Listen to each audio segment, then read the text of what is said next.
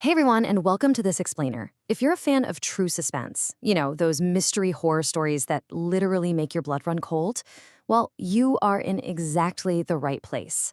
Before we even dive into the data and the timeline, do me a quick favor. Go ahead and turn off the lights around you. Pop in your headphones. Let's really step into the atmosphere of this one. Because what we're breaking down today isn't your average run-of-the-mill urban legend. It is a chilling account of what happens when human curiosity collides with the inexplicable. Our source material takes us straight into the heart of a terrifying encounter, and we are going to reconstruct it piece by piece to understand the exact anatomy of this event. So let's begin our journey into the unknown. Every good mystery really relies on its environment, right?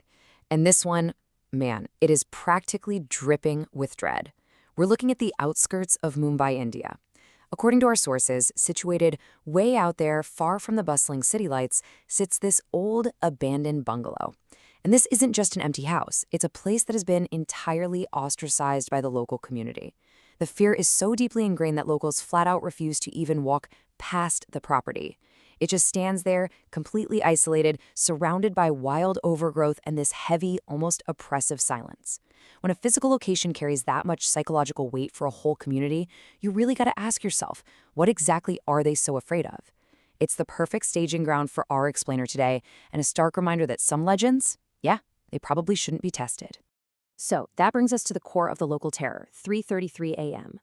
Now, this isn't just a random time on the clock. It's this incredibly specific anchor for the lore surrounding the bungalow. The source material outlines a dark, recurring phenomenon. Every single night, at exactly 3:33 a.m., a faint, disembodied whisper echoes from inside the empty house.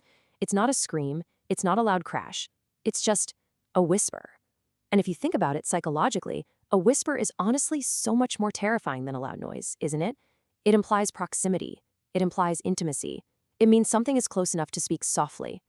This clockwork anomaly defies all rational explanation, and it's the exact catalyst for everything that follows in our breakdown. Naturally, a mystery this infamous is going to attract some attention. Enter our protagonist, Aarav. He's a skeptical YouTuber who makes his living investigating the strange and the supposedly supernatural, usually looking to debunk it. He arrives at the edge of this terrifying property, switches on his camera, and declares his mission. He wants to find out once and for all if this is just an elaborate local rumor or a terrifying reality. In a way, Aarav kind of represents us, the viewers. He's the lens of rationality stepping into a highly irrational space. He's determined, he's armed with his tech, and he is completely unaware of what he's about to step into. Now, timing is absolutely everything when it comes to building suspense. Aarav doesn't wait for that legendary 3:33 a.m. to roll around. He actually crosses the threshold exactly at midnight, 12 o'clock, the classic witching hour. Our source notes that the second he steps inside, he is immediately swallowed up by the environment. It is dead silent.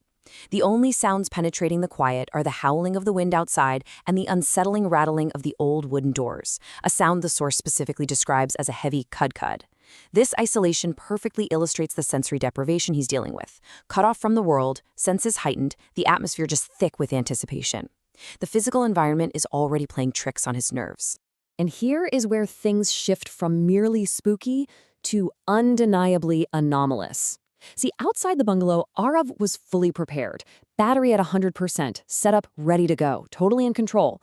But the absolute second he steps inside the structure, his camera battery instantly plummets from 100% straight down to 18%.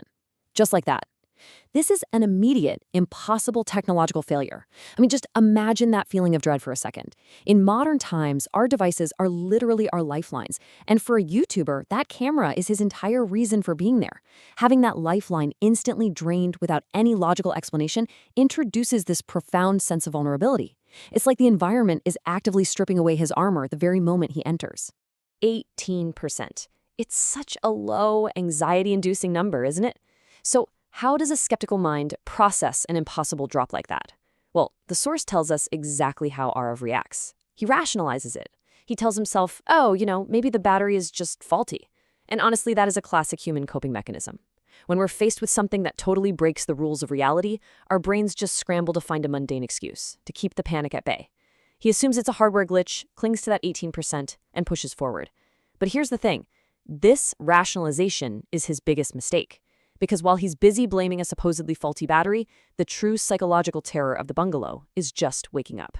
So standing there with a dying camera, Aarav is trying his best to remain logical. But suddenly, that oppressive silence is completely shattered. And no, it's not the whisper. From the floor, directly above him, he hears the distinct sound of heavy footsteps. This isn't just random house noise either. It's a deliberate, rhythmic pacing. Thunk, thunk, thunk. Our source specifically highlights this sound. It's heavy. It's intentional. Someone or something is pacing right above his head. Now, what does Aarav do? Driven by that fatal mix of curiosity and skepticism, he doesn't just run out the front door like most of us probably would. Instead, he slowly begins to creep up the dark, creaking stairs, moving directly toward the source of the threat. So he's halfway up the stairs, completely focused on the physical sound of those footsteps above him, when suddenly, his phone screen lights up in the darkness. He looks down and sees a text message from an entirely unknown number. The message reads, "You shouldn't have come here." Originally noted in the source in Hindi as "Tumhe yahan nahi aana chahiye tha." Just think about the sheer jolt of terror that would cause. He's in an abandoned, supposedly empty house with zero cell service, and he receives this highly targeted, distinctly threatening digital message. The horror just moved from the ambient environment right into his pocket. It is suddenly, deeply, horribly personal. Paralyzed by fear and confusion, Aarav tries to push through. He basically attempts to do what he did with the camera battery, just ignore it. But whatever this unseen entity is, it does not let him off the hook. The urgency accelerates violently. His phone lights up again with a second message from that same unknown number. And this time, the text is utterly paralyzing.